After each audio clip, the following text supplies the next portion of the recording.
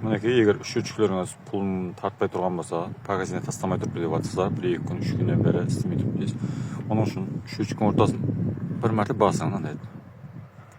Магазинде көрсөтөйдү. Одан кийин жокарыга 1, 2, 3, 4. 4 марта басасыз. Yani 0 деген сипыр чыгуу керек. S 0.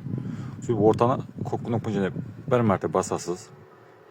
Эми жана жокарыга 4 марта 2, 3, 4 не. 88 дегенге апарасыз. S 88 D O деген.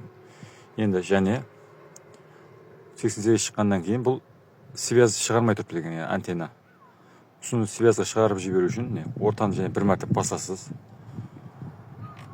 Жоғарғы 5 мәрте, 55, 53, ортаны және бір мәрте басасыз. Кейін 53, және ортаны бір мәрте басасыз. 7 мәрте. Және бір мәрте басасыз. 5 мәрте. 53, 75 шығады. Одан орта. Бір басасыз. Сөйтіп күтесіз.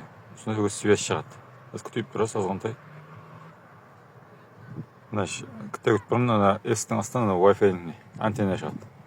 Антеннада күтте күтіп тұрасыз, өзі азыр 00 деген жазу шығу керек. Мінекей.